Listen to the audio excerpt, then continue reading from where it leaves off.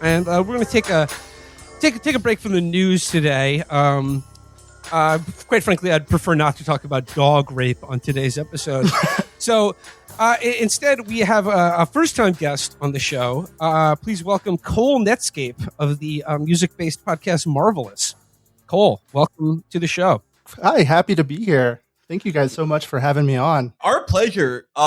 Just for people who aren't aware, Cole is, this is yesterday, back when Twitter was good and every post was just like a summarized Wikipedia article in fake green text.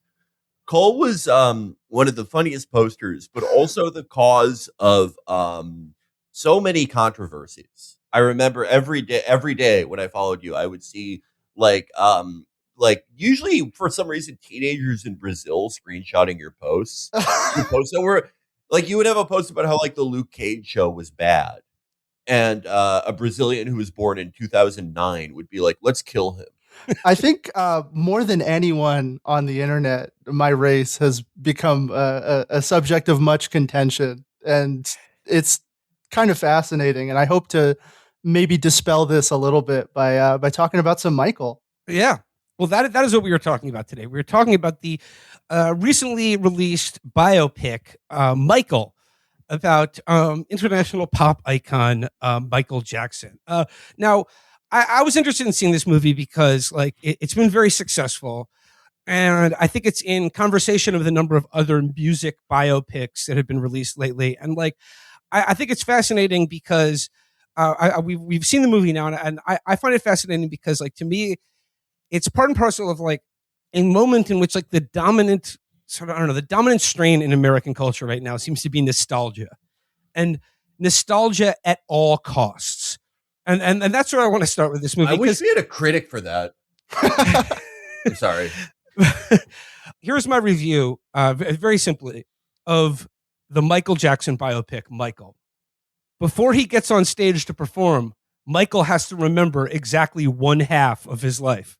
The thing about this movie is, and like it is not a good movie, but I think it has enough going for it in that like I think Antoine Fuqua directed it quite well, and in that like, and then in the lead performance of Michael Jackson's nephew, Jafar Jackson, playing him in this movie, does a very credible job, like with Antoine Fuqua, of recreating Michael Jackson's sort of performances, his stage presence, his voice, his dancing.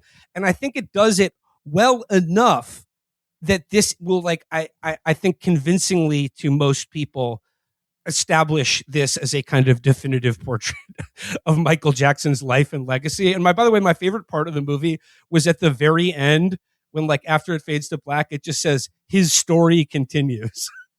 Yeah, and that, you know, that much is true. Like, he was not the thing that Genghis Khan did to that Emir who pissed him off, where he killed every single person in their empire, rerouted a river so it erased his birthplace and wiped him off the map, burned every book that mentioned him.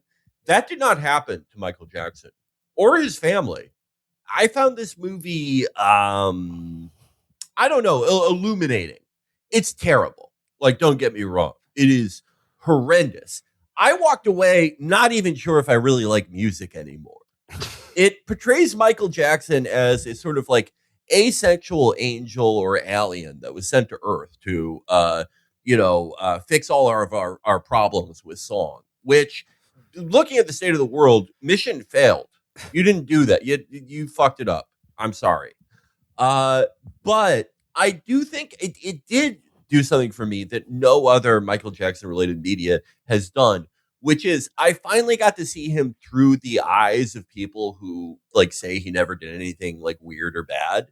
And like, I am a Michael Jackson centrist, famously. As I've said a million times, the real defense that people want to make of Michael Jackson is it's like too weird to say in public, much less to make a movie based on this premise. This idea that like, well, he didn't think he was molesting kids.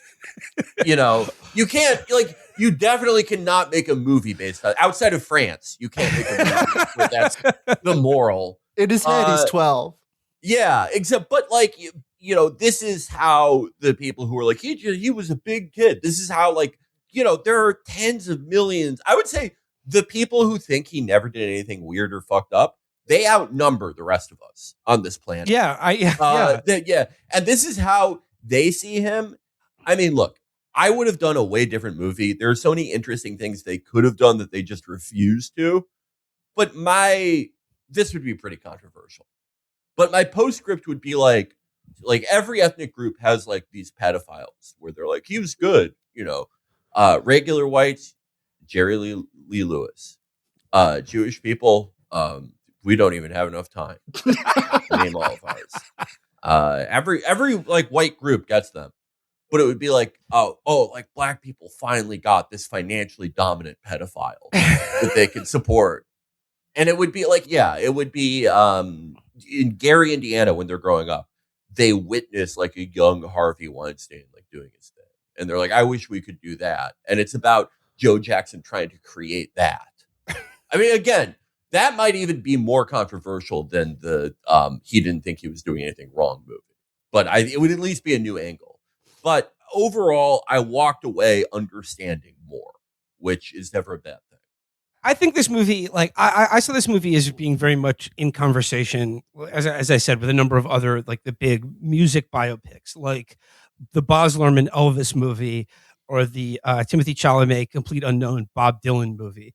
And, like, the Elvis, Bob Dylan, and Michael Jackson, I would say, are, like, three, arguably comparable artists in terms of their, dominant, their sort of effect on pop culture. And it annoys me because out of the three of them, I think Michael Jackson's life is probably the most fascinating for a movie, but which makes the failure of this movie to do anything with it. Because, like, I think essentially what you're left with here is, like, a very much like an estate approved musical biopic that essentially not just sands down, but omits most of the, like, shall we say, controversial elements of his life, or the entirely, I don't know, like, infamous and sort of fall from grace and his embarrassing, like, from the 90s on, like, what Michael Jackson's life was like, which is, like, in conversation with him being the most best-selling pop artist of all time, like a man of incomprehensible fame and talent. And what you're left with is a movie where, like, not just doesn't reveal anything about Michael Jackson other than that he was a good dancer and singer, but I found it fascinating that, like, there are no other characters in this movie.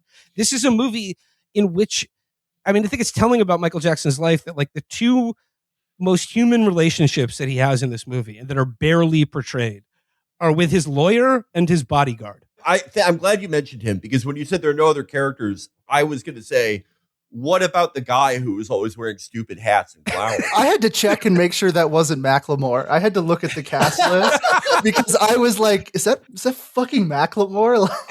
Yeah, he's dressed like he's on safari throughout most of this film. Or, like, he's got kind of like at one point he's got kind of like a Chairman Mao fit on. I completely insane how much of a non-entity Michael Jackson is in his own story. He's not even a cool guy or like a fun, interesting artist. He just kind of sucks to be around and is ruining the fun. Well, I mean, he'd be fun to be around if you're a fan of, animals and toys and things like that. But yeah, and we get a CGI inclusion of Bubbles the monkey, and, like, this is the second music biopic in as many years to feature a computer-generated monkey. The other one being, of course, Robbie Williams, A Better Man, a ridiculous movie that Chris and I actually are both quite fond of. I enjoyed A Better Man, despite not really knowing much or caring much about the musical career of Robbie Williams. I thought he, for an artist to, like, control every aspect of a movie about his life, I think he had a sort of enough of a sense of humor about his own life and career that I think the movie was successful. Whereas this is like, look, it's produced by Prince Jackson. It stars Michael Jackson's nephew. And I guess, like, the weirdest defense I've heard of this movie came courtesy of Spike Lee, who was, like, sort of taking a victory lap about how well it did at the box office. And, quite, like, in his words, the people still came out because the people love Michael. And he said, of the critics who say that this movie, has several glaring omissions from the life story of Michael Jackson, his defense was, the movie ends in 1988. So everything you're talking about takes place outside the universe of the movie. like it was just a fucking accident or something, like they ran out of film.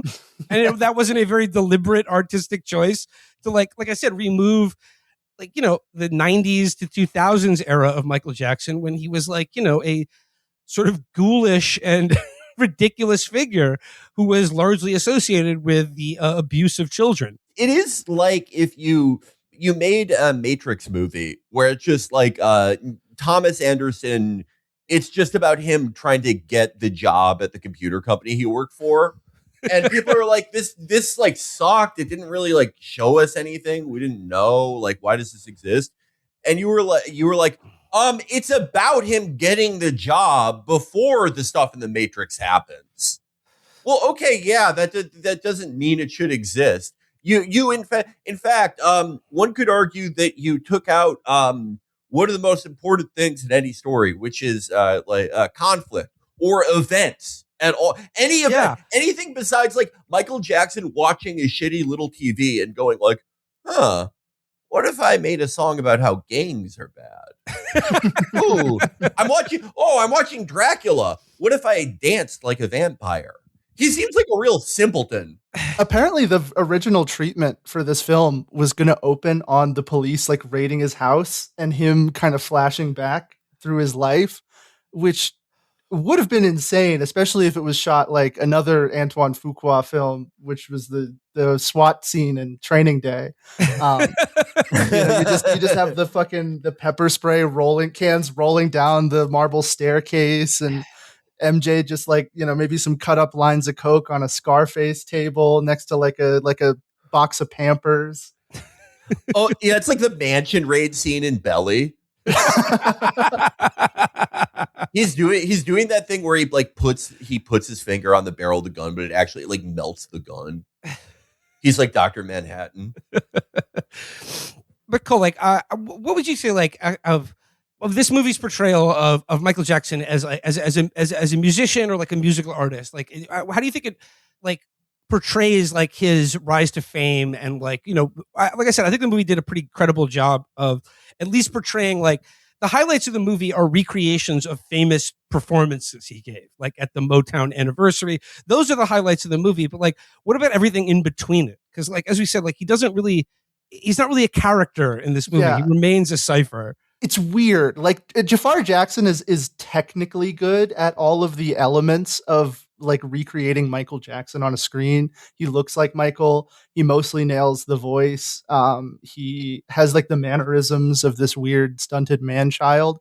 But the whole thing it just kind of breezes through any like moments of human connection outside of like a couple scenes with his mother and his sister LaToya, who was also a producer on this film. I guess all of pretty much the rest of the Jackson family like declined to be in this film, particularly like Janet and Randy were like, don't fucking put me in this shit. Yeah. Janet Jackson was completely absent from this movie entirely. Completely absent. He's like, just like he didn't have another sister. I had to look up that if she was even, I was like, was she like born maybe, later, sort of after he moves out of Joseph's house? But no, she was alive throughout this whole event of the film. I guess she just flat out said like, don't portray me at all. But it's so surface level. I feel like it's uncanny valley at times, and kind of just meandering, almost jumping from just element that inspires a song to element that inspires, a later confrontation.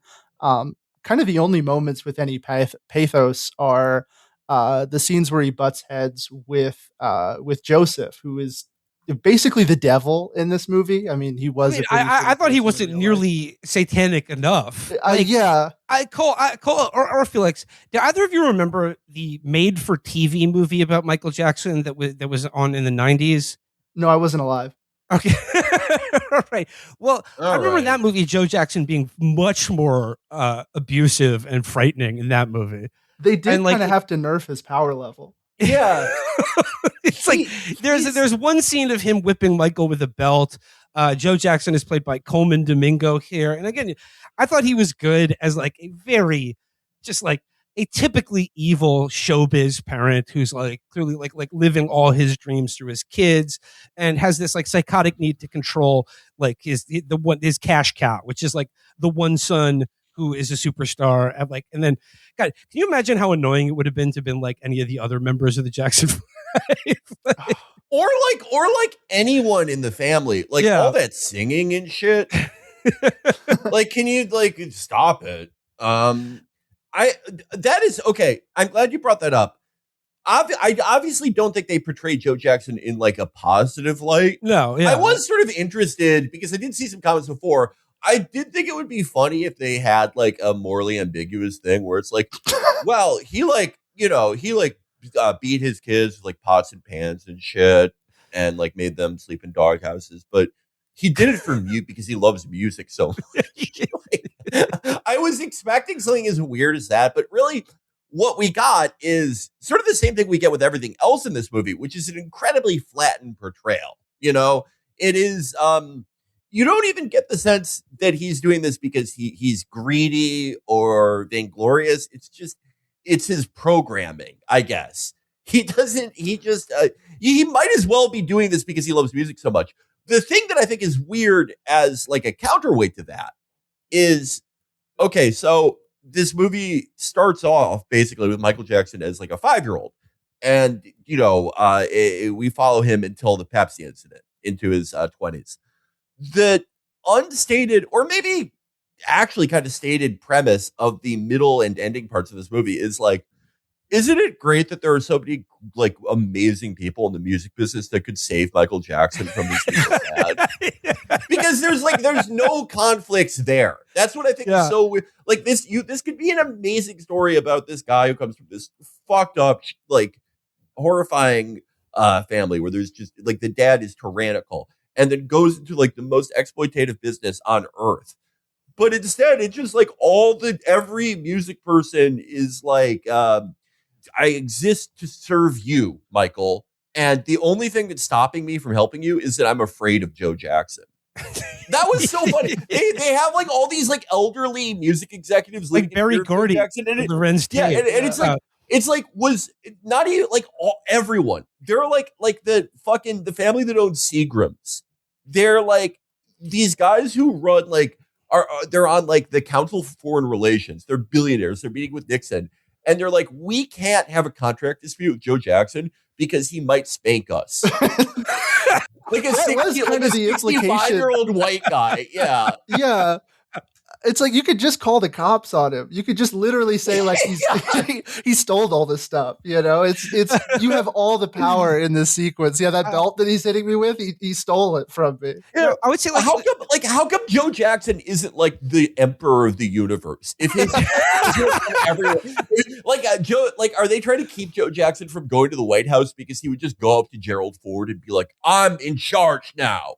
You have to go in the bathtub and sing a song. I'm the president now, or I'm going to kick your ass." The Secret Service tries to step in, and he takes out his. He's like, "Not now." He's like, "This is between me and my boy, the president." And then they're like, "Okay, it just works on everything. It's like a vampire glamoring you. Yeah, if Joe Jackson talks to you for 2 seconds, you're like, "I'm his son, and I have to do what he says." I would say the two scenes are like the two elements of this movie that introduced something that I didn't know about Michael Jackson or his career is one, the scene that portrays how the song Beat It was inspired by LA's gang wars and that he got the Bloods and the Crips to unite and to like in like a dance session with him where he was sort of inspired by Crip walking and like popping and locking and like, LA gang culture and produced, a song that's sort of an anti-violence anthem. That to me was, I think, one of the better scenes in the movie. And then the other scene, the other element of his life that I wasn't familiar with is that Joe Jackson partnered with the only man more exploitative to people he represents than him, the great Don King, to promote the Jackson 5 Victory Tour. This scene was kind of great. I love that they were both just kind of powering up on abusing their employees. They were like just sitting in a smoking circle, like huge phallic cigars in their mouths, jewelry encrusted all over their bodies, and just talking about like, yeah, what if we what if we just beat the shit out of Michael until he performs for us for Pepsi? I totally agree. Best scene in the movie. It was like the Goku and Vegeta of paternal abuse. That's in my movie that is only shown in France, and it's about like we don't condone his actions, but we understand him. That's the title. There is a scene at the end where like Don King and Joe Jackson do the fusion dance. And they take over the universe. They do paternal abuse to like the prophets from Halo. They take a belt to planet Earth. Well, Felix, you talked about how like the main sins in like the screenplay of this movie is not just the glaring omission of like the latter half of Michael Jackson's life, but like the only real conflict in this movie, because like you said, this is a movie kind of without friction, that is just kind of a series of set pieces that show you like, here's him doing the Off the Wall album. Here's him doing the Thriller video. Like, here's him, performing, Wembley Arena or whatever. The central conflict in the movie, such that it exists, is of course between him and his father. And like much of like the plot of the movie, like is his attempts to flee from the sort of both like the literal like under the roof of his family and like flee from his father's like tyrannical and exploitative control. But like the problem with that is that like the movie sets up a number of times in the movie in which Michael is given an opportunity to like, hey, if you want to go solo, the first thing you need to do is you're finally going to have to confront your father. And you're going to have to like look him in the eye and tell him that, you're your own man right now. You're no longer my manager. I'm not performing with my brothers anymore. I'm a solo artist. And at every moment in the movie, he's given a chance to do that. He defers to a third party, like his lawyer or his bodyguard. And I think it was interesting that this is a movie about like how Michael became Michael. But I think it's telling psychologically that even in this movie, which is a very hagiographic portrait of Michael Jackson, that he avoids at every moment he has the opportunity to a chance to actually confront or vanquish his father, and that he fails every single time. Like the climax of the movie is him on stage in front of hundreds of thousands of people at like the Jackson 5, reunion tour. And he has to take that moment to surprise his father and his brothers. And it's like he needs the backing of an audience of like 100,000 people to tell his dad that like this is his last performance of the Jackson 5. And then like as he walks off stage, the father, like Joe, is like, "Boy, get back here. Like you can't do this to me." And then like like his security guard, the guy who looks like Macklemore and dresses like he's on safari, is like, "Joe, it's over."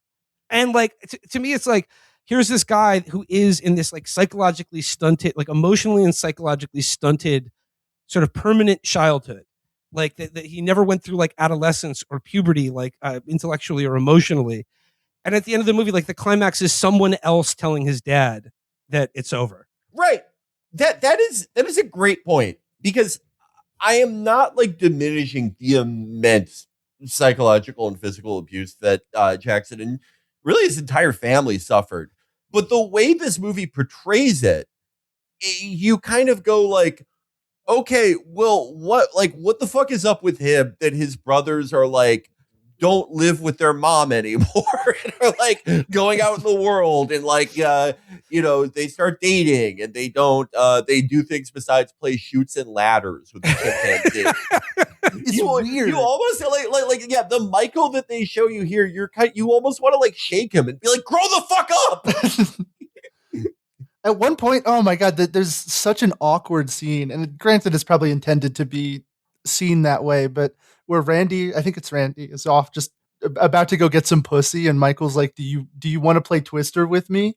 And it's like, you guys are the same age. They're like, oh, he's gonna be playing a different kind of Twister later tonight. And then it just cuts to Michael and fucking Bubbles on a Twister mat, and he's like, "No, I love you, Bubbles." Like, what if like instead of cutting to that, which by the way, I hated all the Bubble scenes.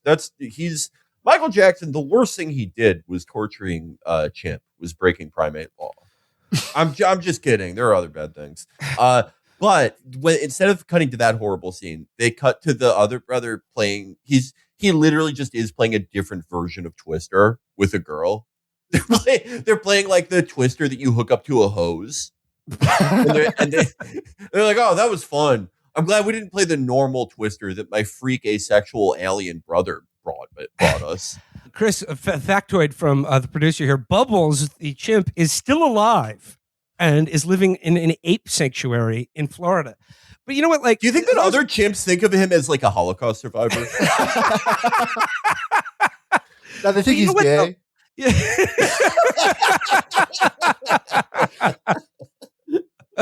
But you know what though? Like, as long as we're talking about Bubbles, I think there is something like Bubbles is in a way kind of like an avatar of Michael Jackson, and the fact that this movie is like he meets Bubbles as a sort of, okay. All right. Send the blue sky. What I mean here is that he meets and adopts Bubbles as a juvenile chimp. And that's what we all love when we think about chimps. We're like, oh, they're so cute. They're in a little pair of overalls. And he beats him with a belt.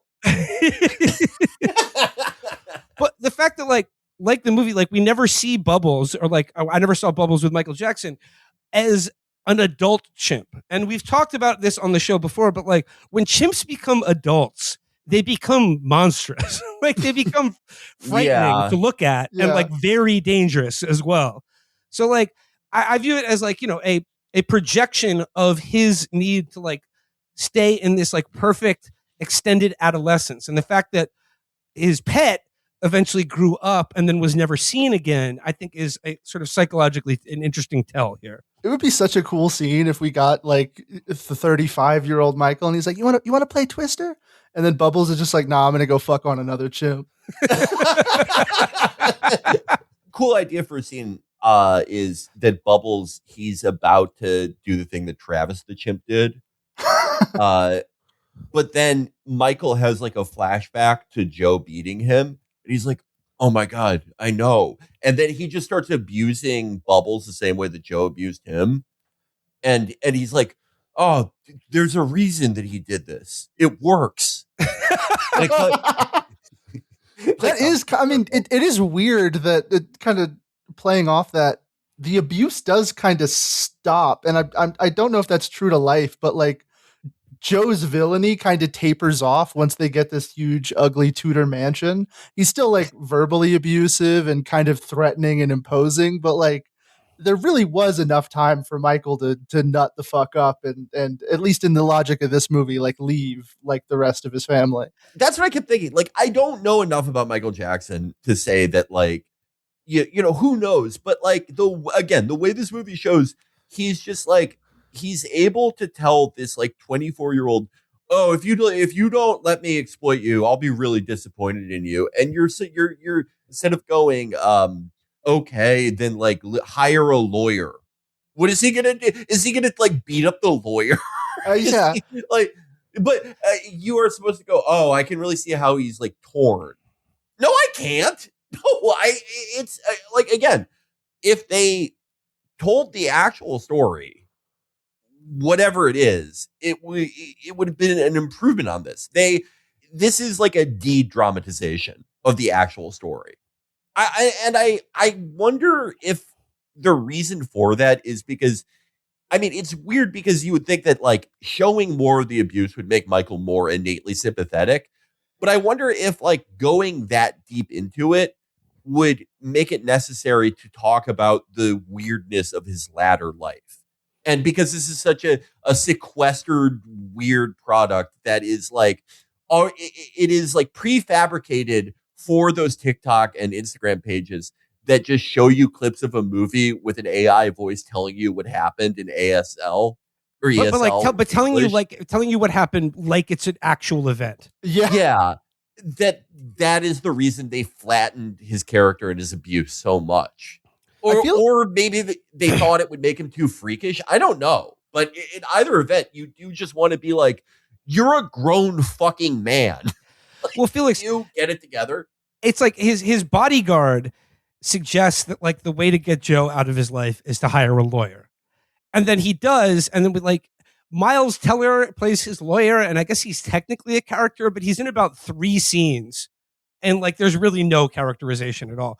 And so like, he's in a board meeting with like this like law firm.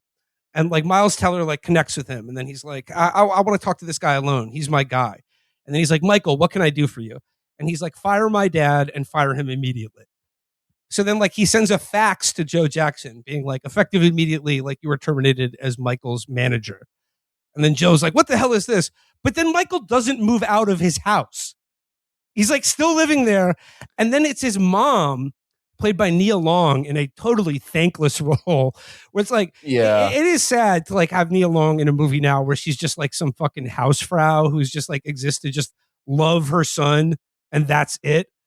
But like she's the one who has to intervene, where it's like Joe's like, he's gonna hear about this, that boy's gonna feel my belt. And it's like, Felix, you're right, he's 24 years old and just made them the best-selling album of all time. Yeah, he's probably a trillionaire. He's like, that boy's gonna feel my belt when he gets home. And then Neil Long has to be like, no, Joe, you can't whoop anyone anymore. And then he's like, okay. But then like he's still a greasy, like slimy, exploitative piece of shit for the rest of the movie. That could have been interesting if like you have a scene, even just one scene where the brothers are like, why aren't you moving out? Like, you fired our dad, but you're like having dinner with us every day. Awkward. Yeah. It is. I don't know what it's supposed to make me think. I'm glad you pointed the thing out about Nia Long, because like from the moment I saw her, she just has one of those faces where when they try to like frump her up, it just looks absurd. Yeah. From the moment you see her in this movie, like from the moment you see her in this movie, they're trying to make her just like a sexless like house lump, and you're like, come on, like, but her character is so fucking weird because in every movie with like an abusive father, there's a scene where like the mom goes, "Oh, I'm sorry, I didn't stop him," but she only really does anything after Miles Teller fires him. And it's like, again, are we supposed to go like from her point of view? Is it like, okay, I don't like that he abuses all of our children horrifically, but it is the only way to get us the ugliest mansion in history. But once we're in that mansion, it's got to stop. Like, what is her deal? I don't know. It looks like a mansion that would show up in like a middle season Columbo episode. It's that like Tudor style that was everywhere in the 70s. I feel like that shit probably smelled like hot ass. Well, I mean, he had fucking giraffes and llamas and pythons roaming around everywhere. Yeah, and like these like furry like FAO Schwartz like collectible bears that he's stuffing his room in. Oh my god, that place was like fucking Abu Ghraib for animals. Cole, bringing up his affinity for stuffed animals brings up another element of this movie that I wanted to talk about, which is the way the movie treats his. I mean, like, I guess this is the elephant in the room here. The elephant not in his Tudor mansion. Elephant, yeah, not the literal elephant. Is Michael Jackson and his relationship to children, right? Yeah. And in this movie, like, there are several scenes that like go out of their way to show Michael taking it upon himself to spend time with sick kids in the hospital. And I think probably the most memorable moment of this movie for me is when he's on like a cancer ward and there's some, unfortunate, bald child in bed and he's talking to him. And it was the scene where Michael is relating to this kid and he calls him a duty head. And he was like, "No, you're a duty head." And I was like, okay, that to me. And then the scene where after he gets burned filming the Pepsi commercial, right? Like some pyrotechnics like ignite his hair. He gets a terrible 3rd-degree burn on his scalp. And then he's in like a burn ward of a hospital. And like he makes it clear that like whatever settlement he gets from Pepsi, he wants it donated to the burn ward. He just like wants to help these sick kids. And now like this is the thing that carried on through Michael Jackson throughout his entire career. And I think it's like a big part of both his, downfall, obviously, but like it's a big part in like the narrative of people who think he did nothing wrong. It's just like, no, you don't understand. It's just he loved children so much and he just wanted to help children. And like our society is so evil and corrupt that we look at like an angel like that and we say, oh, there must be something wrong with him. And like all I'll say is that like the constantly being around sick and dying children, I mean, this was an MO of another famous sexual predator in the UK. Yeah. And it's just like, like Princess I'm not, Diana. I don't. And not just the omission of the second half of his life, but the fact that the movie still portrays like the fact that he, as like a 20-year-old, would just be shopping in toy stores and just like blowing racks at fucking Tom's toys, like, and it just like, and then all the kids come up to him and he signs their autographs, and it's just like, there is something fundamentally wrong with like an adult man who wants to spend that much time with kids who aren't his own. No, you're right. It's fucking weird. If I'm making this movie and I'm the Jackson estate, there's not a single child in this entire film. Yeah. It feels like a bizarre either holdover from an earlier version of the script where they were going to address the allegations, or maybe they wanted to kind of lean into the very large contingent of Michael Jackson fans who were like, they essentially lied on him. Those kids lied on him. Kids lied on him. They were opportunists, but like, do that. I think they went way too fucking far, because actually that scene, the cancer ward scene where he calls a kid duty head, poopy head, was one of the names he would use, at least according to the trial, for one of the boys that he allegedly molested. Oh my God. So this was like an end zone dance. Yeah, no, absolutely. Because this kind of like association with, kids that were in the media, either from being sick or from being child stars, was how a lot of the victims came into contact with him. And it's bizarre. Like if you even just a cursory, reading of the multiple allegations against Michael Jackson, it feels like a weird "if I did it" kind of scene to include, and just a bizarre thing to not omit, because they omit so much in this film. I mean, John Landis is in this film for 35 seconds. So speaking of another famous, let's just say a guy who's had a rather controversial relationship to working conditions and children. I see when John Landis is like unseen, he's just like, I'll talk to John for a second when they're filming Thriller, and you just see him behind a camera, and I'm like, yeah, the glasses, the beard, that's Landis. Cole, of course, you know me. I was hoping that the movie would also portray Martin Scorsese at some point. Absolutely. He did direct the music video for Bad.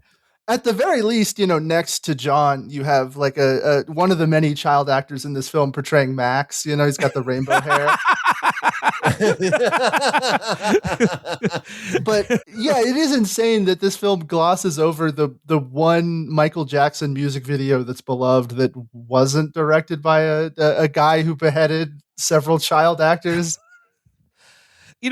Like him make like, because the movie does make a thing about how like a sort of another revolutionary aspect of him as an artist was like his his foray into music videos, and the fact that he made like these not just music videos but like short films. Like the full Thriller video is like 25 minutes, and like I think it's a great piece of like pop art. Thriller's a great song, but like there was another scene in this movie, I guess, like the cameo by Mike Myers. Yeah. Who Mike Myers plays the head of CBS Records in this movie. And I was so odd because I was like, yeah, that's Mike Myers. And it's weird because like he is now settled into this like late career mode of only appearing on screen as a record executive. Because let's not forget, like he played a music producer, a record executive in the Bohemian Rhapsody movie. Another terrible biopic that had many glaring omissions about Freddie Mercury's life. But in Bohemian Rhapsody, he portrays a Scottish guy. And Mike Myers, he loves doing a Scottish accent. And in this movie, they were like, Mike, we love your crazy accent work. Could you do Scheming Jew in this movie? Yeah. It was insane. It was like, how there's the good witch and the bad witch in Wizard of Oz. He's the good Jewish guy. He uses his powers of Judaism to like desegregate MTV. Yeah.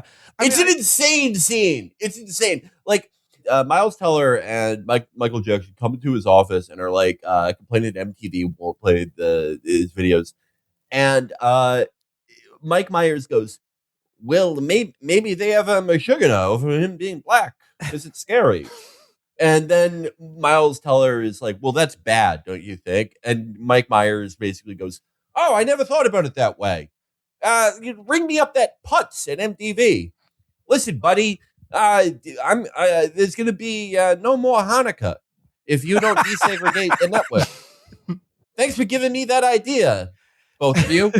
It's such a weird, like, again, everyone we meet in the music business is like an angel. They exist on Earth to help Michael overcome his dad. Yeah, no, like I'll go back to the beginning of the movie with Lorenz Tate as Berry Gordy, the head of Motown Records. The fact that they portrayed him as sort of like, oh, if only he could have had a guy like Berry Gordy as a positive, supportive father figure. Quincy Jones is in it for a little bit, but well, yeah, like, so there's the element about how like he was also pioneering in sort of desegregating music videos, which is cool. But like, I guess another interesting element of this movie is that like, how do you think this movie portrays like, because like a big part of the Michael Jackson story is the story of fame and race in America. Yeah. And like, I thought this movie, like, in addition to like, it did touch on the plastic surgery. There is a part in the movie, like, there's a plot element in this movie of him getting a nose job. And like, there's a scene where he's like looking at his favorite book, Peter Pan.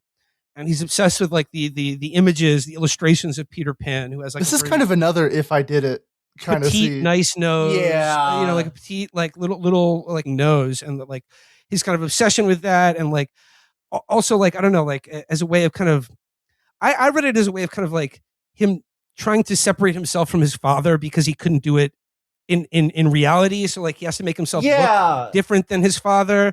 I thought they gestured towards that, but like backed away. Like it was the closest they got to doing something like genuinely interesting, and they sprinted away from it as soon as possible. Yeah, because there's one scene earlier in the film where Joe Jackson calls him Big Nose, like right before hitting him with the belt. Yeah. And like the movie also like the way it kind of dealt with, but like by stopping in 1988, they like obviously like abridged a big part of it is like, how does the movie account for like his dramatic change in appearance? And, like it does touch on like, it introduces that he had vitiligo as a condition as like, but then kind of like, it just drops it there. And like a nurse is just like, more people have that than you might think. And it's like, oh, okay.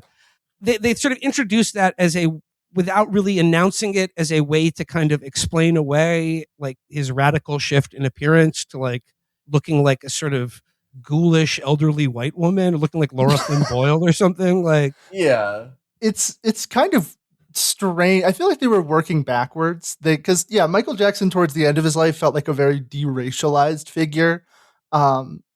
Wasn't really someone who you associate with racial politics in America. Was palling around with like Bill Clinton and Donald Trump and Jeffrey Epstein, but like, if only there could have been a cameo. If only there had been a cameo. That should have been the post-credit scene. Was the Africa trip? His story continues. It would have been cool if like Jeffrey Epstein was the one who's like, "Why don't you just sue your dad?" But have you guys seen The Apprentice? That movie? No, I haven't seen it yet. Yeah, I hear it's very good though. I watched it because anything that is even spends 10 minutes in the year 1979, I will watch because I love like the big shitty blocky phones. I love how it looks. It was like a really fun looking movie, and obviously Sebastian Stan and Jeremy Strong are great in it. But it's really like it really depressed me because it does not feel like a movie. It feels like it is someone. Earlier, I mentioned the worst posts on new Twitter, which are when someone is like, they do the 4chan green text, but it's about like Paul Allen from Microsoft. And it's like, B. Paul Allen found Microsoft in 1978, capitalized the stuff. And it's clear that they got Claude or something to fucking summarize the Wikipedia article for them. And just go over the headlines of this person's life without offering any genuine insight. This is a new style of biopic where instead of focusing on like an entire life or just a particularly interesting part of someone's life, they really like just kind of do neither somehow. They give you like how a chatbot would describe this person's life to you, or describe this person's life to you up to a certain point in the case of this movie. And it's just when you see them during the production, you can almost like see them presaging people complaining about how they didn't show this or that. So in the case of The Apprentice, they show like, you know, the doctor going, oh, if you take 1 billion Sudafed a day, you won't be fat. And then like we have this pill for your small hands. And if your hands ever like get too small for that, you can build a wall. And then he'll like look at the doctor and go, make America great again. And then you'll see a calendar on the wall that says, this is the year 1983. Maybe it is just like a post-COVID thing where our memories are so collapsed that we can no longer competently make biopics. But I consider both movies incredibly similar. Obviously, The Apprentice does not do the thing this movie does, where it's like, actually, Donald Trump was like this great guy who just wanted everyone to ice skate. But there is a similar like soullessness, and in both cases, it features a lead who does, you know, an amazing job of capturing the mannerisms and the voice and sometimes the essence of the person they're portraying. But you just walk away feeling like you spent 2 hours learning nothing. You took away nothing. Maybe we do not have the cultural capability to make a good biopic anymore. I don't know. But there is something uniquely bad about ones made in the last 5 years. They're all kind of like this. They love doing like like you said, the kind of the surf Dracula setup of yeah. There's a scene in Michael where one of the doctors when he's in the burn wards, like, you're gonna have to be on that Demerol stuff for a real long time, Michael. And you could just see, like, if this was a movie that went further on, this is when they would cut to like right before he died, and he's like in his underwear shooting up, you know, just a cocktail of opiates, and you know, it's like, what's this fentanyl stuff? Oh, they should have had a scene where he meets the German guy who invented oxycodone in like 1922. And he's like, oh, what an amazing idea for a pill. You know, the reason I make music is because I don't want children to feel pain. But you did it with your amazing pill. Cool. Like I mentioned that like this movie to me is in conversation with the Elvis movie and the Bob Dylan movie. And I'm like, I'm wondering like how you feel about like the three of these movies and like in terms of how they portray like the pop culture of America in like the latter half of the 20th century, like these artists as these like iconic figures, and then like how successful they are at doing so, like in portraying stories that are about fame and music and celebrity and just sort of like sort of, and also sort of, I don't know, enigmatic figures like Elvis or Bob Dylan. They're like people project so much on, like, and Michael Jackson too.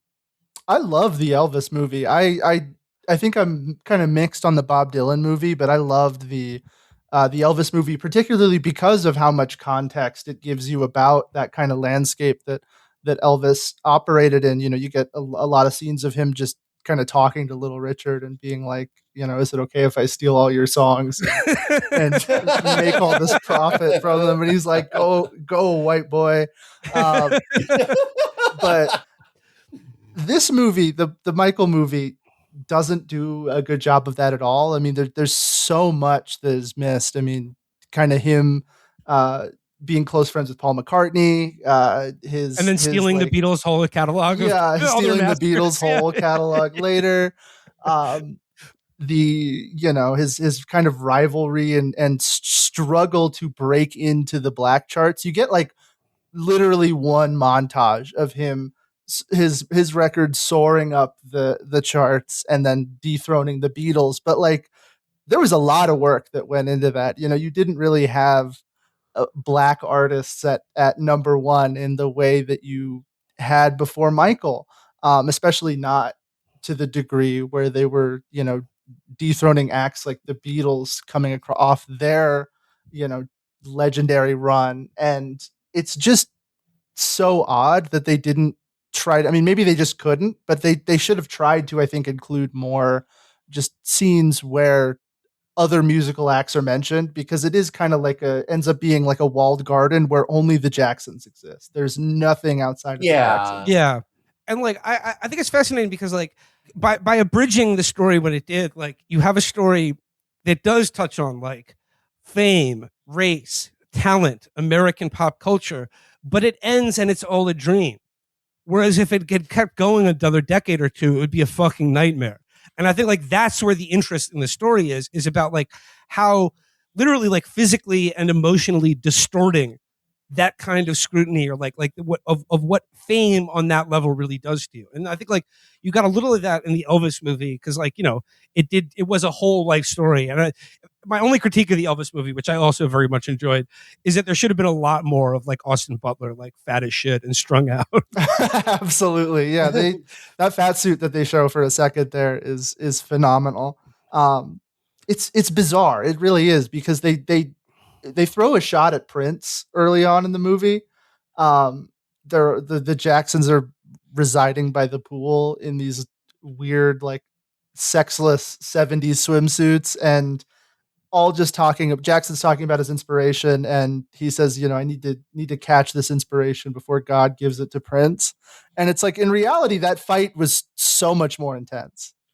You had two black Jehovah's Witnesses who were both right, they both are Jehovah's Witnesses, and like Neil Long says at one point, like, does make reference to the you know the Kingdom Hall, or the Jehovah's Witnesses. I mean, the three greatest black pop musicians: Prince, Michael Jackson, RXK Nephew, all Jehovah's Witnesses.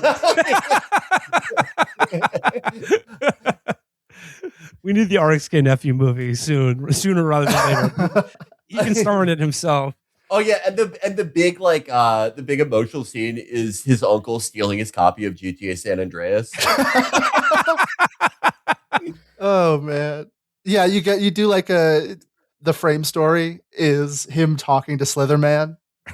Yeah, and like the scene in this movie where he's like putting the track list together, and they're like, what are we going to call this album, Michael? And they're like, is it Billie Jean? No. And then like he just puts a post-it note on top of a whiteboard that just says Thriller. Yeah.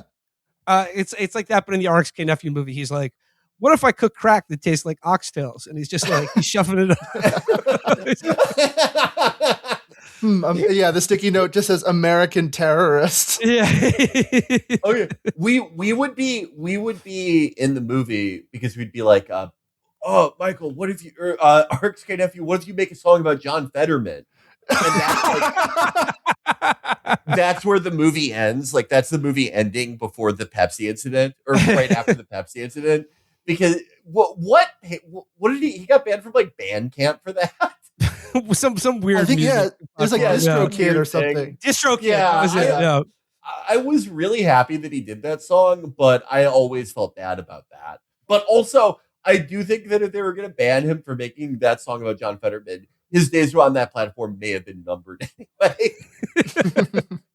I opened this episode by talking about how it seems like the dominant cultural moment in American entertainment right now is nostalgia, because like we don't have artists of Michael Jackson's of his prominence, or like there are no more like global hegemonically popular music entertainers anymore. Like everything is a little bit more siloed, and like they're sort of more like what? Wait, what? Oh, and, have you heard of a little artist named Youngblood? No, I haven't. Imagine if like Mick Jagger was goth and built like Ricky Gervais. I like it already. But like it seems now like that everything is this endless cycle of remakes, and it now seems that like the music of the 20th century is now being revisited in movie formats now, because like we need to live in like anything that will make us feel like, you know, if you're a boomer, you watch the Bob Dylan movie and you're like, oh, well, like I remember visiting Greenwich Village in the 60s, you know, I like folk music. That was the thing. But I guess really for my generation, it's like there is incredible money and prominence, and like there's just so much energy behind anything that can make us feel like we did when we were like 10 or 11. you know, and like, and a lot of Yeah. people like it's Michael Jackson is that thing, you know? Yeah, it's And what I mean is like, it's this, like, by omitting any of the, you know, bad elements of this story, it just seems to me that we as a culture are saying like, there is nothing that can get between us and our nostalgic feeling of like being happy when we were kids. And like anything that complicates that or gets in the way of that can be like easily and immediately discarded. it's strange because Yeah. as a Zoomer, I feel like now we have all these kind of false memories when it comes to nostalgia, where it's like, damn, it probably did feel good as fuck to be a Michael Jackson fan before, you know, the allegations came out. You know, it was probably sick to, you know, be a Bob Dylan fan in the 60s and 70s. And it's strange that these films seem to have legs with my generation. Because I can't imagine what the Zoomer versions of these are going to look like. It's going to be like it's going to be so sick in the year and a half between Brockhampton blowing up and the one guy getting allegations. It's going to be so sick before we all knew that the guy in clipping was a guy from Hamilton. The Zoomer version of the Michael biopic will be a movie about the year 2016 that ends before Donald Trump being elected. Yeah. Ooh. Yeah, I can't really imagine what the landscape of how many more of these films they have in the tank, you know, because obviously Michael Jackson is going to be the biggest one. Cool. We have to, Cool. They have 4 separate movies about each one of I the was gonna fucking say. Beatles in the pipe right now. I was going to say, yeah, come on, that feels dude. like Like- this is going to be the straw that breaks the camel's back. There's I mean- no fucking way that those movies sell like that. Like, I just like I the hubris of that is, and this is coming off the heels of Peter Jackson's like 20-hour documentary where he like, you know, digitally restores footage of them recording I don't know, I forget what album, but it's just like a Just let it be. 17-hour documentary of them just sitting in a room talking to each other.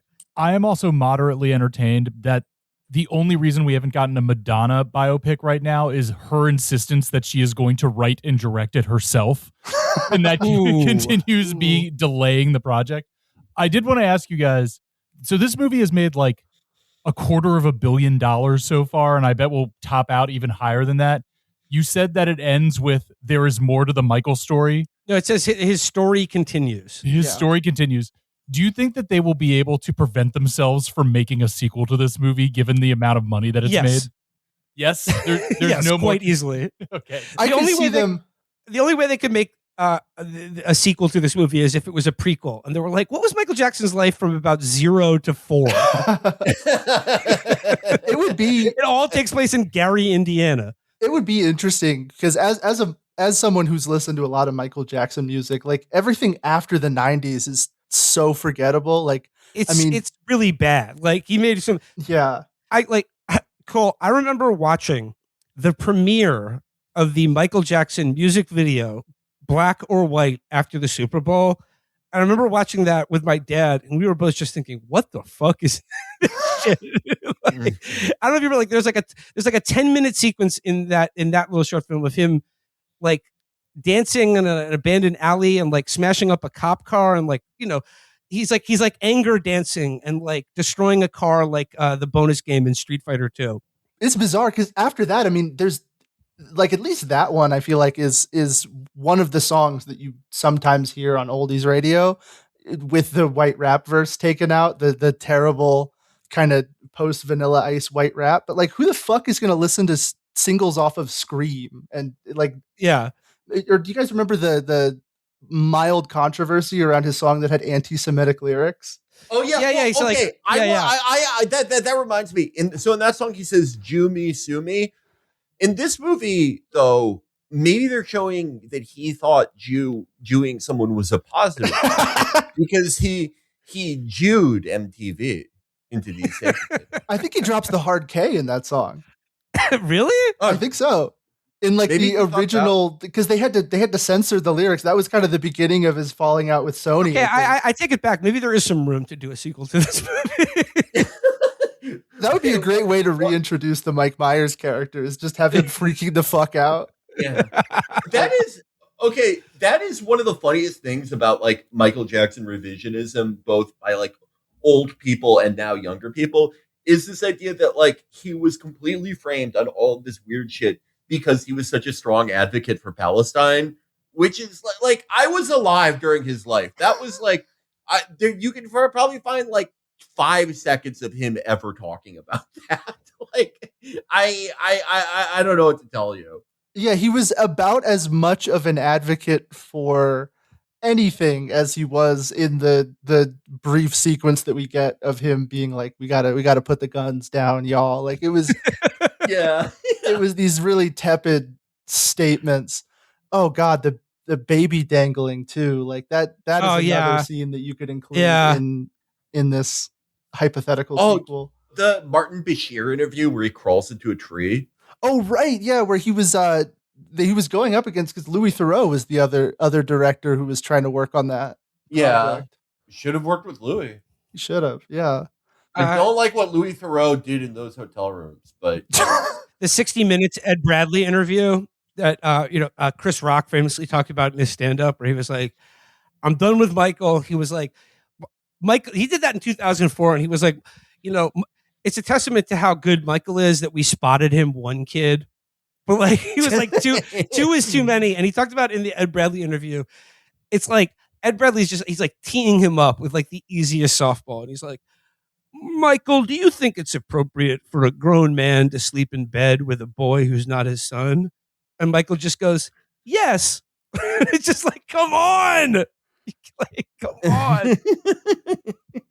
And that's I think what we all wish the takeaway of the film was something that offers us an entry point into the type of headspace that would just make you say insane shit like that on recorded interviews and seemingly be completely unaware of the fact that this could have any kind of negative effect on your career long term. So we got the Beatles movies in the pipe. I mean, like we've suggested an RXK Nephew movie, but like, Cole, if you were able to greenlight one music biopic, what would you do?